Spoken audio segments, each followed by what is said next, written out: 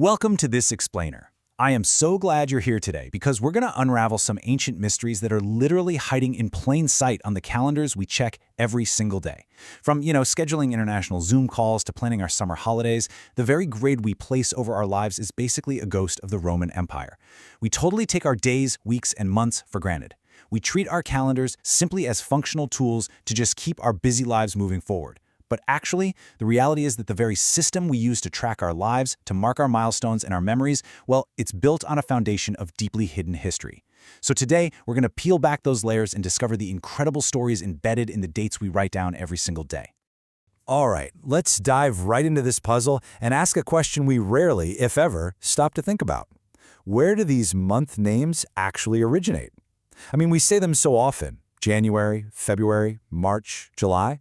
They just sound like standard, unremarkable words in our everyday vocabulary. But language always has a starting point, right?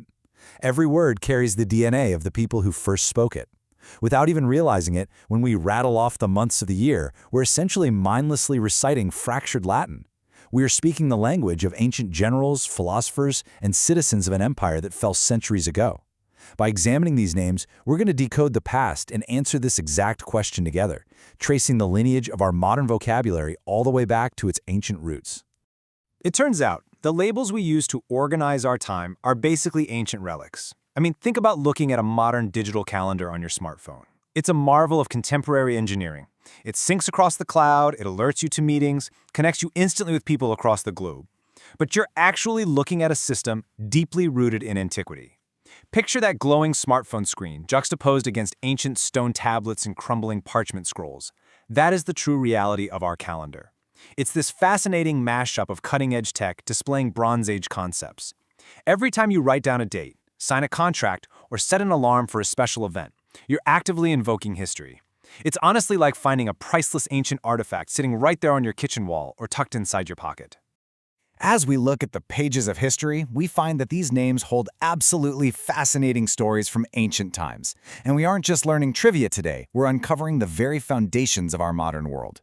We are going to uncover stories of absolute power, divine worship, and quite frankly, basic human error. The societies that came before us had drastically different ways of thinking about time, the changing of the seasons, and their place in the cosmos. Yet, despite those vast differences, they literally left their permanent mark on our everyday schedules. Deciphering that mark gives us an incredibly rewarding way to understand our shared human history. It bridges the gap between our hypermodern, fast-paced lives and the ancient civilizations that first tried to impose some kind of order on the total chaos of time. Now, the vast majority of our month names come directly from ancient Rome. And ancient Roman naming conventions generally fell into three distinct categories. First up, we have months named to honor Roman gods and goddesses. For the gods, they look to the heavens, reflecting their deep spiritual connection to the passing of time and the changing of the seasons. Second, we see the influence of absolute political dominance, with months named after powerful emperors and leaders. For the emperors, they look to the throne, basically ensuring their legacy would outlast their mortal lives. And third, they used a very practical, straightforward system based on local agricultural festivals and simple numbers. It wasn't always profound, sometimes it was just basic accounting. So it was this fascinating blend of the divine, the powerful, and the wildly practical. To really understand how this intricate system evolved from the streets of ancient Rome all the way to your wall calendar, let's look at a fascinating case study. Let's begin with the month of July. Imagine the world we're stepping into here, a world of classic Roman architecture, towering marble sculptures, and intense political intrigue. It was a society obsessed with order, yet constantly battling the realities of nature. And July is the absolute perfect month to examine because its history encapsulates all of this. It's a perfect storm of that early Roman practicality, the absolute chaos of shifting, inaccurate calendars, and ultimately, a massive display of human ego. By tracking the journey of July, we can see exactly how the messy reality of history gets codified into the neat little boxes on our modern planners. So, before it was ever called July, this warm time of year was known by a completely different name. It was called Quintilis. This quite literally translates to the fifth month in the ancient Roman calendar. The root quint means five, just like in the word quintuplets or a quintet. So, in its earliest iteration, this was simply month number 5. The early Romans weren't dealing in poetry here, they were a highly practical agricultural society. They really just needed to know when to plant and when to harvest. So they numbered the months simply to keep track of the growing season. It was straight, practical, numerical naming.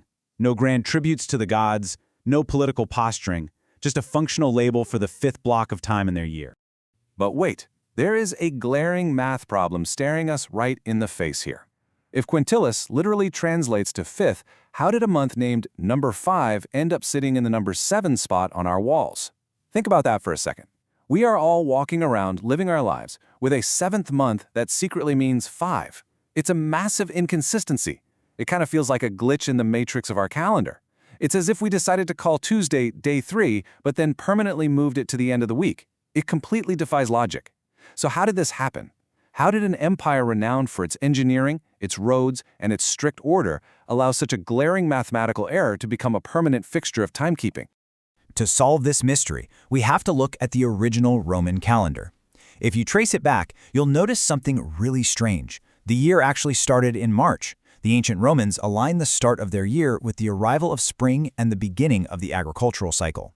Now count down the list with me. 1 is March, 2 is April, 3 is May, 4 is June, and right there, in the perfect logical position number 5, is quintilis. If you keep going, you'll see the year only contained 10 months in total ending in December. When you structure the year exactly like this, the math works out flawlessly. Everything was perfectly aligned, and the name quintilis made total, unassailable sense. Now, let's see what happens later on when a massive shift occurs.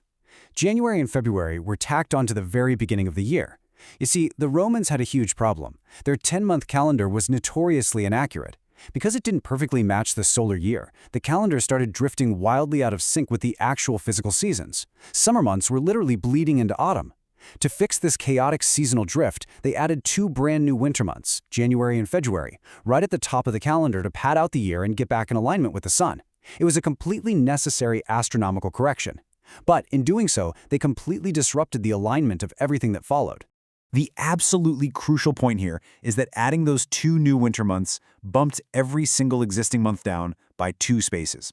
It's just like someone cutting in line at the grocery store. Everyone behind them has to take a step back to make room. In this case, adding January and February pushed our original 5th month down into the 7th slot. The position changed, but amazingly, they never bothered to update the numerical name. They overhauled the entire mechanical structure of the year, but simply left the old labels in place. This is exactly why our 7th month was walking around with a name that meant 5. It's an absurd, permanent, 2,000-year-old typo that we all just collectively agreed to ignore. But even though the month was now firmly in the 7th position, it didn't stay quintilis forever. And this brings us to the immense ego and absolute power of ancient leaders. The month was eventually renamed July in honor of Julius Caesar. Reforming the calendar wasn't just a mathematical fix for Caesar. It was the ultimate display of absolute power. He was the one who instituted the Julian calendar, a massive overhaul that finally locked the 365-day year into place. To ensure his legacy would outlast his mortal life, he essentially stamped his own name right over that mismatched numerical month. He literally etched his name into the fabric of time itself. So now, whenever we say July, we are literally echoing the name of a Roman dictator. It is absolutely incredible to think about the journey of this one single month. These ancient stories, the immensely practical problem-solving of early farmers, the timeless wisdom of astronomical observation required to fix seasonal drift, and yes, the towering, unstoppable egos of ancient emperors, they all combined over centuries to create names that still physically guide our calendars and schedules today. Every single time you flip the page from June to July, you're participating in a continuous tradition that is over 2,000 years old. The history isn't just in textbooks. It is alive, well, and quietly organizing your entire week. The world around us is packed with these hidden histories. So as you check your schedule tomorrow, look at the other months. Think about the numbers. Think about the names. If July is a monument to a Roman dictator, and the numbers are all fundamentally broken from a 2,000-year-old calendar shift, what other ancient ghosts are hiding in your weekly planner?